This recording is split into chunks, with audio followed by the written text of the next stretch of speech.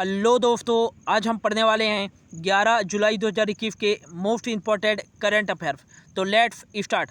पहला जो क्वेश्चन है, हाल ही में किस राज्य सरकार या केंद्र शासित प्रदेश ने ओलंपिक में मेडल जीतने वाले खिलाड़ियों के कोचों को 10 लाख रुपए देने का घोषणा किया है? तो इसका जो राइट आंसर हो जाएगा ऑप्शन सी, दिल्ली के सीएम अरविंद केजरीवाल ने यह घोषणा किया है कि यदि दिल्ली का कोई भी खिलाड़ी टोक्यो ओलंपिक में कोई भी पदक जीता है तो ऐसे खिलाड़ियों के कोचों को 10 लाख रुपए दिया जाएगा। और साथ ही साथ यदि दिल्ली का ही कोई खिलाड़ी टोक्यो ओलंपिक में स्वर्ण पदक जीता है तो उसे 3 करोड़ रुपए दिए जाएंगे।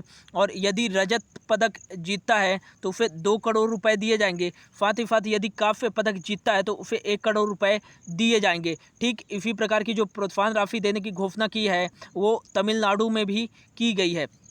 अगला बात करें, उड़ीसा ने भी कुछ दिन पहले यह घोषणा किया था कि उड़ीसा का कोई भी खिलाड़ी टोक्यो ओलंपिक में स्वर्ण पदक जीतता है तो उसे 6 करोड़ रुपए दिए जाएंगे। और यदि रजत पदक जीतता है तो उसे कितना दिया जाएगा? 4 करोड़ रुपए दिया जाएगा टोक्यो ओलंपिक में। और यदि कोई कांस्य पदक जीतता है उड़ीसा का कोई भी खिलाड़ी टोक्यो ओलंपिक 2020 में तो उसे 2.5 करोड़ रुपए दिए जाएंगे। और साथ ही साथ टोक्यो ओलंपिक के लिए क्वालिफाई करने वाले खिलाड़ी को 15 लाख रुपए दिए जाएंगे। और ठीक यही जो प्रोत्साहन राशि देने की घोषणा की है वो हरियाणा ने भी की है। अब यह दिल्ली ने की है तो दिल्ली के बारे में देख लेते हैं। तो दिल्ली के जो सीएम हैं अरविंद केजरीवाल हैं आम आदमी पार्टी से। यहाँ के जो डिप्टी सीएम हैं वो मनीष सिसोदिया हैं। और यहाँ के जो लेफ्टिनेंट गवर्नर हैं वो हैं अनिल बैजल। बढ़ते हैं अगले क्वेश्चन पे। अगला जो क्वेश्चन है, हाल ही में कौन सा राज्य 11 जुलाई विश्व जनसंख्या दिवस के अवसर पर नई जनसंख्या नीति 2021 जारी करेगी? तो इसका जो राइट आंसर हो जाएगा ऑप्शन सी, उत्तर प्रदेश राज्य सरकार 2 चाइल्ड पॉलिसी लॉन्च करने जा रही है 11 जुलाई विश्व जनसंख्या दिवस के अवसर पर। अब इसमें क्या मसौदा तैयार किया गया है उत्तर प्रदेश सरकार के द्वारा? इसमें यह कहा गया है कि यदि कोई भी अभिभावक 2 से कम बच्चे हैं किसी अभिभावक के तो ऐसे अभिभावक को क्या किया जाएगा? प्रोत्साहित किया जाएगा और सरकारी सुविधाओं और नौकरियों से वंचित नहीं किया जाएगा। लेकिन यदि किसी अभिभावक के 2 से अधिक बच्चे हैं तो ऐसे अभिभावक को और ऐसे अभिभावक के परिवारों को सरकारी नौकरियों से वंचित कर दिया जाएगा। और जो भी 77 मुख्य योजनाएं हैं उत्तर प्रदेश की उससे भी वंचित कर दिया जाएगा। इसमें मुख्य प्रावधान रखा गया है यह। और साथ ही साथ यदि यह भी कहा गया है कि यदि कोई अभिभावक एक बच्चे के दौरान ही नसबंदी करा लेता है तो ऐसे अभिभावक के बच्चों को 20 साल तक निःशुल्क शिक्षा दी जाएगी, बीमा कराया जाएगा और साथ ही साथ सरकारी योजना के लिए प्रोत्साहन भी दिया जाएगा, ये कहा है उत्तर प्रदेश सरकार ने। और यदि कोई भी गरीबी रेखा से नीचे आता है कोई भी अभिभावक और वह नसबंदी करा लेता है तो एक ही बच्चा पर, तो ऐसे अभिभावक को यदि बेटा होता है तो उसे 80,000 रुपये एक मुक्त राशि दी जाएगी। और यदि बेटी होती है तो उसे 1 लाख रुपए की एक मुक्त राशि प्रदान की जाएगी। तो मुख्यतः क्या कहा गया है कि यदि 2 से अधिक बच्चे होते हैं तो सरकारी योजनाओं का लाभ नहीं मिलेगा, सरकारी नौकरी में लाभ नहीं मिलेगा और साथ ही साथ राशन कार्ड में 4 से अधिक सदस्यों का नाम नहीं होगा। और जो भी उत्तर प्रदेश की मुख्यतः 77 सरकारी योजनाएं हैं उससे वंचित कर दिया जाएगा। ये है उत्तर प्रदेश की जनसंख्या नीति। अब उत्तर प्रदेश के बारे में देखें तो उत्तर प्रदेश के जो सीएम हैं वो हैं योगी आदित्यनाथ। यहाँ की जो गवर्नर हैं वो हैं आनंदीबेन पटेल। अभी हाल ही में ये एडिशनल गवर्नर थी कहाँ की?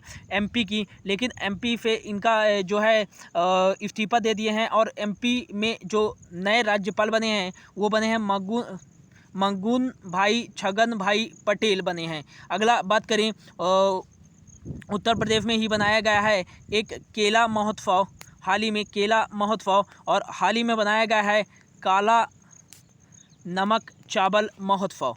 बढ़ते हैं अगले क्वेश्चन पे। अगला जो क्वेश्चन है, हाल ही में अमेजन ने भारत के किस राज्य में अपना पहला डिजिटल केंद्र लॉन्च किया है? तो इसका जो राइट आंसर हो जाएगा ऑप्शन सी, गुजरात में अमेजॉन ने अपना पहला डिजिटल केंद्र लॉन्च किया है गुजरात के सूरत में। अगला बात करें गुजरात के बारे में, तो गुजरात भारत का एक पश्चिमी राज्य है, यहाँ पास स्थित है गुजरात, और इसकी जो उत्तरी सीमा लगती है वो किसके साथ लगती है? राजस्थान के साथ।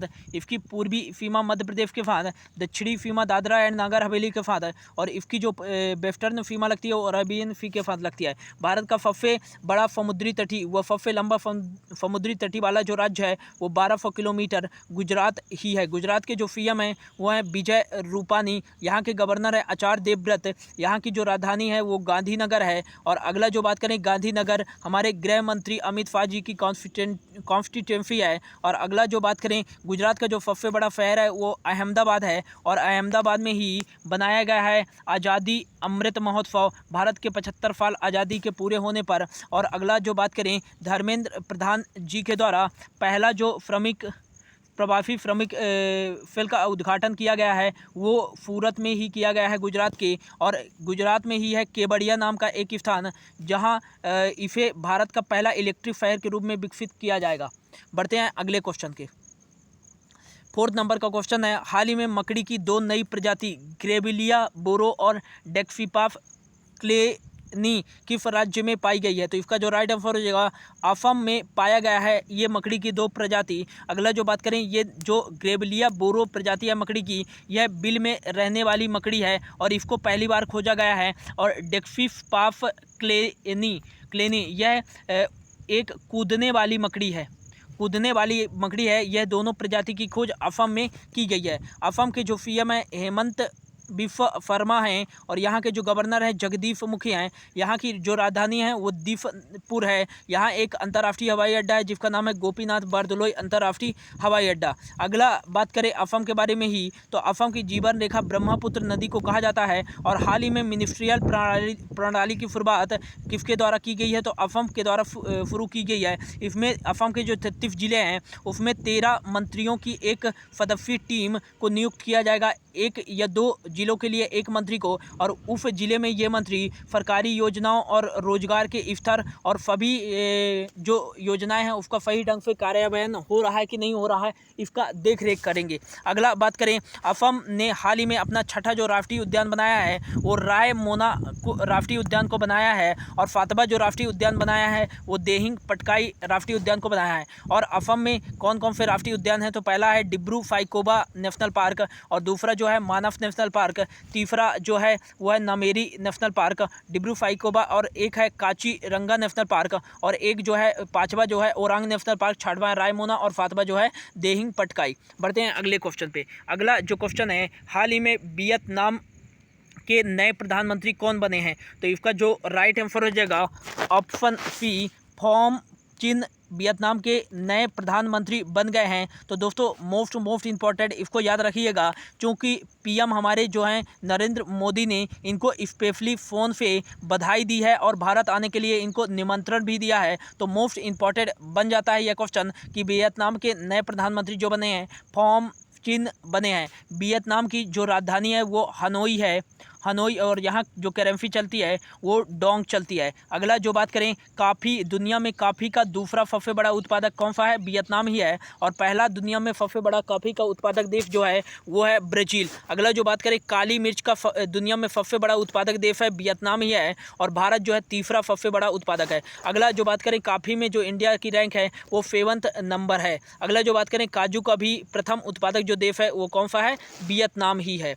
अगला जो क्वेश्चन है 6 नंबर का, हाल ही में नेशनल इंश्योरेंस कंपनी लिमिटेड ने पहली बार हिमालय याक का बीमा करने का फैसला लिया है। यह किस राज्य में नहीं पाया जाता है? तो क्वेश्चन में पूछा कि याक जो है यह किस राज्य में नहीं पाया जाता है। तो इसका जो राइट आंसर हो जाएगा ऑप्शन सी, उत्तर प्रदेश में यह याक नहीं पाया जाता है, क्योंकि जो हिमालयी याक होता है वो हमेशा हिमालयी क्षेत्र में पाया जाता है, तो हिमालयी क्षेत्र सिक्किम है, यहाँ भी पाया जाता है। और जैसे हो गया हिमाचल प्रदेश, अरुणाचल प्रदेश हो गया, और कह सकते हैं लद्दाख में भी पाया जाता है यह हिमालयी याक। और हाल ही में क्या हुआ था 2019 में कि भारी बर्फा के कारण सिक्किम में 500 हिमालयी याक की मृत्यु हो गई थी भारी बारिश के कारण। इसलिए नेशनल इंश्योरेंस कंपनी लिमिटेड ने कहा है कि अब हिमालयी याक का भी क्या किया जाएगा, बीमा किया जाएगा, जिससे वहाँ के किसानों को काफ़ी लाभदायक होगा किसानों के लिए। अगला जो बात करें कि नेशनल रिसर्च सेंटर ऑन याक कहाँ स्थित है, तो मोस्ट इम्पॉर्टेंट हो जाता है यह कौमेंग जिला है, अरुणाचल प्रदेश में स्थित है।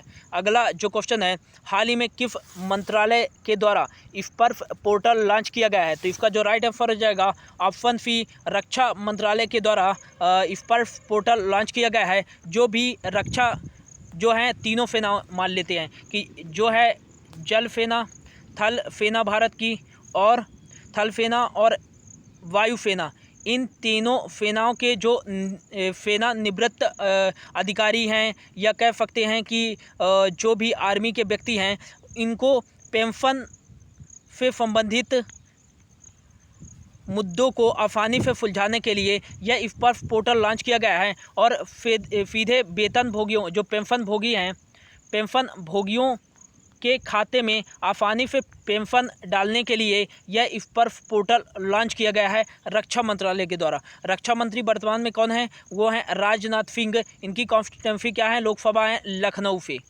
अगला जो क्वेश्चन है और लास्ट क्वेश्चन है, हाल ही में राष्ट्रीय मत्स्य किसान दिवस किस दिन बनाया गया है, तो इसका जो राइट आंसर हो जाएगा राष्ट्रीय मत्स्य किसान दिवस जो बनाया गया है हाल ही में 10 जुलाई को बनाया गया है। अगला जो बात करें जुलाई के जो इंपॉर्टेंट डेज बनाए गए हैं, तो 1 जुलाई को बनाया जाता है GST दिवस, 1 जुलाई को ही बनाया जाता है राष्ट्रीय चिकित्सक दिवस। बिधन चंद्र राय जी के जन्म दिवस पर 1961 में इन्हें भारत रत्न से भी सम्मानित किया गया था। 1 जुलाई को ही बनाया जाता है राष्ट्रीय डाक कर्मचारी दिवस। 1 जुलाई को ही बनाया जाता है अंतर्राष्ट्रीय फल दिवस। 1 जुलाई को ही बनाया गया है 73वां चार्टर्ड अकाउंटेंट दिवस। 2 जुलाई को बनाया जाता है विश्व खेल पत्रकार दिवस। 3 जुलाई को बात करें तो जुलाई के पहले शनिवार, जो कि इस बार 3 जुलाई को पड़ा, 3 जुलाई को बनाया गया है अंतर्राष्ट्रीय सहकारिता दिवस। और अगला जो बात करें 3 जुलाई को ही बनाया गया है अंतर्राष्ट्रीय प्लास्टिक बैग मुक्ति दिवस। और 6 जुलाई को बनाया गया है विश्व जूनोज दिवस। और 9 जुलाई को बनाया गया है राष्ट्रीय विद्यार्थी दिवस। और 10 जुलाई को क्या बनाया गया है, राष्ट्रीय मत्स्य किसान दिवस। तो ये था दोस्तों आज का करेंट अफेयर्स 11 जुलाई का। होप आपको अच्छा लगा होगा। तो thank you so much for your watching.